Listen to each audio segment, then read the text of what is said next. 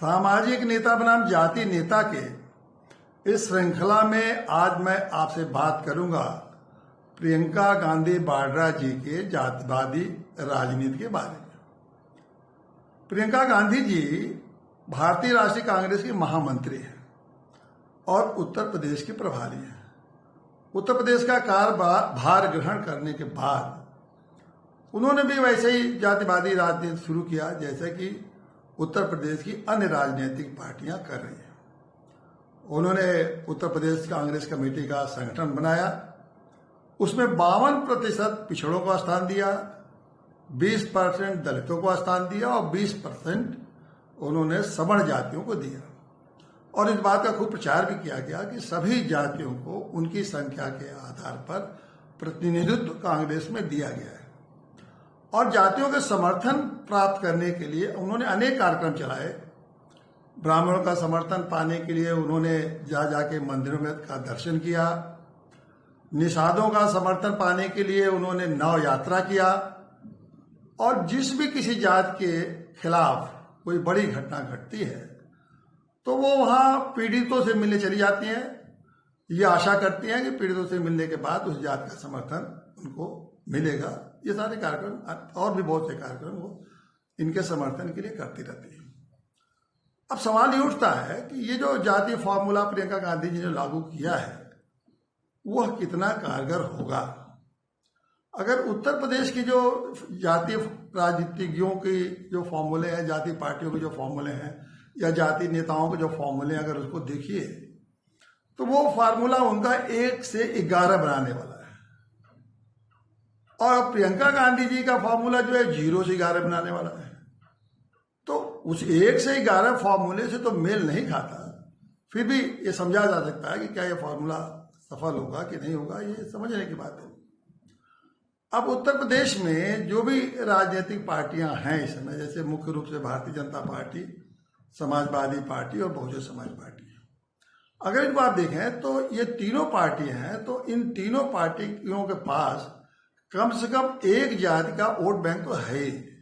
जैसे भारतीय जनता पार्टी के पास बनियों का वोट है या उनका अस्थायी वोट बैंक है, भारतीय जनता पार्टी को उसने कभी नहीं छोड़ा। समाजवादी पार्टी के बाद यादवों का वोट है, वो भी उनका अस्थायी वोट है, वोट बैंक है, कभी उन्होंने नहीं छोड़ा। बहुजन समाज पार्टी के पास दलितों का वोट है, वो भी उनका अस्थायी वोट है, उसको भी उन्होंने कभी नहीं छोड़ा। लेकिन कांग्रेस के पास कौन सा वोट बैंक है? एक जमाना था कि कांग्रेस के पास मुस्लिम वोट बैंक था, ब्राह्मण वोट बैंक था, दलित वोट बैंक था, लेकिन अब तो वो सब छोड़ के जा चुके हैं। यहां तक कि कांग्रेस के जो प्रदेश अध्यक्ष हैं अजय कुमार लल्लू जी, उनका वो बनिया जात के हैं, उनका कांदू जात है जो बनिया जात का उपजाति है। मध्येशिया कश्यप मध्येशिया के वैश्य जात का जो उपजाति है कांदू, उससे वो उस जात से आते हैं, पिछड़ों की जाति है वो। उनके जात के लोग भी भारतीय जनता पार्टी के साथ है, क्योंकि बनिया और कश्यप तो सब भारतीय जनता पार्टी के साथ है। यद्यपि वो पिछड़े हैं फिर भी वो भारतीय जनता पार्टी के साथ है। तो यहां तक कि जो प्रदेश अध्यक्ष है उनकी उपजात भी कांग्रेस के साथ नहीं है। तो ऐसे में कांग्रेस के साथ तो कोई जात है नहीं, तो शून्य की स्थिति है। और शून्य की स्थिति के कारण ही जब अन्य जातियां ये सोचती हैं कि कांग्रेस के पास कोई अपना वोट बैंक है बल्कि शून्य है, तो इसलिए वो कांग्रेस के साथ जुड़ना नहीं चाहती। इसीलिए कोई भी जात आज के दिन में कांग्रेस के साथ नहीं है, उनका वोट बैंक 0 है। तो इसलिए ये एक मुश्किल है कि वो जो 1 से 11 वाला फॉर्मूला जो अन्य जातियों के पास है और उससे तो सफलता जिससे उनको मिल रही है, वैसी ही सफलता कांग्रेस के पास जिसके पास 0 से 11 प्राप्त करना चाहती है वो नहीं प्राप्त कर सकती। और जातियों को जोड़ने का जो फॉर्मूला है उत्तर प्रदेश में, जो प्रचलित फॉर्मूला है, जिस तरह से जाति वोट बैंक बनाया जाता है, उसको भी जानना चाहिए। और वो फॉर्मूला ये है कि जिस जात का आपको वोट बैंक बनाना है या जिस जात के आपको समर्थन लेना है पूरी तरह से अपने वोट बैंक बना के, उस जात के लिए ये राजनीतिक पार्टियां ये करती हैं कि उस जात के साथ खुल के खड़ी होती हैं, उसके हर काम में वो अपना भागीदारी करते हैं, उनके आंदोलन में, धरना में, हर तरह से उनके साथ रहती हैं। और इतना ही नहीं, उन जातियों में जो जगह समय समय पर नेता भी बनाती रहती हैं, उन नेताओं को ताकत देती हैं, उन बनाते नेता लोगों को अन्य रूप से भी उनको समर्थन करती रहती हैं ताकि उसमें नेता उभरे, और जो नेता के उभर के उन जातियों को जोड़ के उस जाति वोट बैंक को बनाए रखें। इसके साथ साथ ये भी करना पड़ता है कि उन जातियों के जो प्रतीक हैं या उनके जो महापुरुष हैं उनको भी महिमा मंडित करना पड़ता है और खुल के सब काम करना पड़ता है, तब वो जातियां आपके साथ जुड़ती हैं, आपके वोट बैंक बनती हैं। प्रियंका गांधी जी राष्ट्रीय छवि है, राष्ट्रीय नेता है, तो मैं नहीं समझता कि वो किसी जाति विशेष के साथ खुलकर खड़ी होकर कहेंगे कि मैं इस जात के लिए हर तरह से तैयार हूँ, हर तरह से काम करने के तैयार हूँ और जो जात चाहेगी उसके लिए मैं करूँगा। ऐसा तो मुझे लगता नहीं कि वो कर पाएंगे, और अगर ऐसा वो नहीं करती हैं तो फिर वो जात उनके साथ क्यों वोट बैंक के रूप में काम करेंगे। हाँ, इसका एक विकल्प है जिसे कुछ जातियों ने अपनाया। उन्होंने ये किया कि इन जातियों के जिसको जोड़ना है उसके नेता तैयार करो, उस नेता को सशक्त बनाओ, इतना सशक्त बनाओ कि उसका पहचान बन जाए, उसको हर तरह से ताकत दो, और फिर वो नेता जाति छत्रपों को जोड़ के और वो एक खड़ा कर दे उस जात का समर्थन लेने के लिए। और ये इस चीज को प्रयोग किया बहुजन समाज पार्टी ने। बहुजन समाज पार्टी जो कि ब्राह्मणों के खिलाफ थी, ब्राह्मणों को एक तरह से उनको हमेशा उन्होंने ब्राह्मणों के खिलाफ करके अपने पार्टी को खड़ा किया, गठित किया, फिर भी उन्होंने एक अपने पार्टी में नेता तैयार किया, उसको मजबूत बनाया, उसको हर तरह से मजबूती दी, और उस नेता के द्वारा जाति छत्र ब्राह्मण छत्रपों को जोड़ के और ब्राह्मणों का समर्थन लिया, उनको सफलता भी मिली। आजकल जो उत्तर प्रदेश की राजनीति है इसमें जाति छत्रपों की बड़ी महत्वपूर्ण भूमिका है। स्थानीय स्तर पर आप देखेंगे बहुत जगह इस तरह के जाति छत्र बन गए हैं। जाति छत्र भी ये करते हैं कि ये उस स्थानीय स्तर पर तो थोड़े थोड़े एरिया में अपने जात के लोगों को जोड़कर उनकी हर तरह से मदद करते हैं, उनको हर तरह से उनके लिए कोर्ट कचहरी पुलिस में जाते हैं उनकी मदद के लिए, और उनका उनके पर प्रभाव जमाते हैं, और वो लोग उनसे ज़्यादा जुड़े रहते हैं। और फिर जो भी राजनीतिक पार्टी उनको संरक्षण देती है या जो भी राजनीतिक पार्टी उनको सहयोग देती है उसको चुनाव के समय में उनकी मदद करते हैं। तो ये जाति छत्रप हैं, और उत्तर प्रदेश में काफ़ी संख्या में जाति छत्रपों का इधर निर्माण हुआ है और काफ़ी एक बड़ी संख्या तैयार हुई है। अब ये जाति छत्रपों के माध्यम से मैं नहीं समझता कि प्रियंका गांधी जी ने इस विकल्प को भी उत्तर प्रदेश में शुरू किया है। ऐसा तो मुझे लगता नहीं है कि किसी जात को उन्होंने किसी जात के नेता तैयार कर दिया। उदाहरण के लिए ब्राह्मण को लीजिए, मैं नहीं समझता कि आज उत्तर प्रदेश में ब्राह्मणों की राजनीति चल रही है, तो क्या प्रियंका जी ने किसी ब्राह्मण को इस तरह से तैयार किया, उसको ताकत दिया, उसको हर तरह से उसको सशक्त बनाया, और फिर उसके माध्यम से ये जो जाति छत्र ब्राह्मण जाति छत्र पर उनको जोड़ने का काम किया?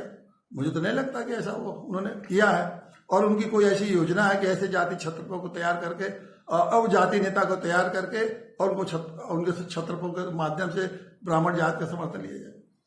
तो अगर प्रियंका गांधी जी खुल के जात के साथ नहीं खड़ी हो सकती हैं, जाति छत्रपों को वो उनके साथ उनको नहीं मिला सकती हैं, तो फिर कैसे जाति जो उत्तर प्रदेश में जो जाति की राजनीति चल रही है उसमें सफल हो पाएंगे? तो मुझे तो कोई आशा नहीं लगती है। इसीलिए मेरा कहना है कि अगर प्रियंका गांधी जी इस तरह से अगर ना तो आप खुल के जातियों के साथ जा सकती हैं और ना जाति छत्रपों को तैयार कर सकती हैं, तो उन्हें इस जाति राजनीति में कोई पढ़ने की जरूरत भी नहीं थी। और उनके लिए क्या करना चाहिए था? उनको चाहिए था कि अगर ये जाति राजनीति में क्या उनके मन को अनुकूल नहीं है तो उनको चाहिए कि जाति के बाद का विरोध करें। जातिवादी राजनीतिज्ञों का पूरी तरह से खुलकर उनको विरोध करना चाहिए था। एक नई राजनीति उत्तर प्रदेश में शुरू करना चाहिए था जिसमें कि जातिवादियों राजनीति पर ही हमला करती, जातिवादी राजनीति को चुनौती देती और इन जातिवादी नेताओं इन जातिवादी पार्टियों के बारे में कहती कि इन लोगों ने किस तरह से प्रदेश को लूटा है, किस तरह से प्रदेश की व्यवस्था को बिगाड़ा है, किस तरह से इन्होंने जात के लिए तो कम अपने लिए ज्यादा काम किया है, अपने फायदे को ज्यादा ध्यान दिया है, और इन्होंने प्रदेश को जिस तेजी से प्रदेश का विकास होना चाहिए उस प्रदेश का विकास नहीं किया है। प्रियंका गांधी एक नई लीडरशिप दे सकती थी, नई लीडरशिप दे सकती थी, एक उत्तर प्रदेश के लिए एक नया मॉडल दे सकती थी, नई लीडरशिप और नई मॉडल के आधार पर वो लोगों के सामने रख सकती थी कि हम इस तरह का उत्तर प्रदेश के लोगों में अंदर विश्वास पैदा कर सकती थी। ऐसा विश्वास पैदा करती कि लोग समझते कि प्रियंका गांधी एक बेहतर राजनीति दे सकती है, बेहतर प्रशासन दे सकती हैं, बेहतर लोगों का कल्याण कर सकती हैं और लोगों की जिंदगी को बेहतर बना सकती हैं। अगर वो ऐसा करती तो तो एक उत्तर प्रदेश में एक नई राजनीति की शुरुआत होती। लेकिन अब मुझे नहीं लगता कि अब वो ऐसा कर पाएंगे, क्योंकि अब 2022 का चुनाव एकदम आ चुका है और ऐसे में उन्होंने जिस तरह से जाति राजनीति के दलदल में वो भी फंस चुकी हैं, उस राजनीति से निकल पाना इतना जल्दी अब आसान नहीं होगा। और उससे निकलेंगे ना, निकल कर जातिवादी नेताओं को, जातिवादी पार्टियों को अगर खुल के चुनौती नहीं देंगी तो फिर वो उसका कोई उद्देश्य भी नहीं पूरा हो पाएगा। तो जाति राजनीति को इस समय प्रियंका गांधी जी चुनौती देगी तो स्थिति में मुझे नहीं लगता कि वो है। और अगर उस स्थिति में नहीं है तो फिर ये जाति राजनीति के माध्यम से ही उन्हें जो कुछ मिल सकता है। और जैसे मैंने बताया कि इस जाति राजनीति में कांग्रेस की कितनी संभावना है, किस तरह से वो जाति राजनीति के आधार पर उत्तर प्रदेश में अपनी जगह बना सकती है, और वो बड़ी छिड़ हमको लगता है। तो इसीलिए मेरा कहना है कि ये जो जितनी भी राजनीतिक पार्टियां उत्तर प्रदेश में हैं इस समय, चाहे भारतीय जनता पार्टी हो या ये समाजवादी पार्टी हो या कांग्रेस हो या भारतीय जनता बहुजन समाज पार्टी हो, सभी की सभी पार्टियां एक तरह से जाति राजनीति में उलझी हुई हैं और जाति राजनीति में उलझी हुई है। लेकिन एक सबसे बड़ी बात यह है कि कोई भी राजनीतिक पार्टी ये मानने को तैयार नहीं है कि वो जाति राजनीति करती है। तो इसलिए आप जो लोग इन पार्टियों के साथ जुड़े हुए हैं, आप भी इस बात को नहीं मानते हैं कि हम लोग इस जातिवादी पार्टियां हैं और जातिवादी राजनीति में हम लोग जुड़े हुए हैं। आप भी कहते हैं कि हम लोग जातिवादी नहीं है, सब पार्टियां कहते हैं और उसके साथ जो जुड़े हुए लोग हैं ये भी कहते हैं कि हम जातिवादी नहीं। अब जब जातिवादी कहने में आपको शर्म आती है, आप कहना नहीं चाहते हैं कि हम जातिवादी हैं, जबकि है सब जातिवादी, तो जब जातिवादी कहने में शर्म आती है तो क्यों इस जातिवादी राजनीति में आप पड़े हुए हैं? अब समय आ गया है कि इस जातिवादी राजनीति को आप इसको छोड़िए, क्योंकि अब ये देखा आपने ना कि जिस तरह से एक पार्टी दूसरी पार्टी तीसरी पार्टी जातियों को जोड़ना, जातियों के साथ मिलकर उनके सब उल्टे सीधे काम करना, और नहीं करेंगे तो वो आपके साथ देंगे नहीं, और वो जब उनके साथ उल्टे सीधे काम करेंगे तो वो सब अन्य तरह के तमाम प्रशासनिक और अन्य दिक्कतें प्रदेश में पैदा होंगी, विकास का कार्य रुकेगा। तो ये जो सारी जाति राजनीतिक पार्टियों को जब आप बढ़ावा उनके साथ जुड़े रहेंगे तो इनको बढ़ावा मिलेगा, और जातिवादी राजनीति जब तक चलेगी, जब तक उत्तर प्रदेश की स्थिति जो वर्तमान समय में इससे और बद से बदतर होती चली जाएगी। तो जब कांग्रेस जैसी पार्टी बहुजन प्रियंका गांधी जिनकी राजनीति की शुरुआत उत्तर प्रदेश से उन्होंने, और उत्तर प्रदेश की राजनीति उनकी राजनीति जब शुरू की गई थी तो बड़ी संभावनाओं थी उनके आने से, तो उन संभावनाओं पर उनको भी जब भारतीय इस तरह से जाति राजनीति में उलझ जाना पड़ा, तो मैं समझता हूं कि इस जातिवादी राजनीति के अब समय बिल्कुल आ चुका है कि इसको एक तरह से बहिष्कार किया जाए, और आप इस जातिवादी राजनीति के साथ न जुड़िए, सामाजिक नेता बनिए। सामाजिक नेता बन के आप अपने सम्मान के लिए काम करिए, आप सामाजिक नेता बन के लिए अपने न्याय के लिए काम करिए, और साथ साथ सबको सम्मान दिलाने न्याय के लिए काम करिए, और समाज के लिए काम करिए, देश के लिए काम करिए, और फिर आपको शर्म नहीं आएगी। आपको जो शर्म आती है जातिवादी कहने में, उससे आप मुक्त हो जाएंगे और कहिए कि हम सामाजिक नेता हैं, सोशल लीडर हैं, सोशल लीडर, गर्व से कहिए कि हम सोशल लीडर हैं। वंदे मातरम।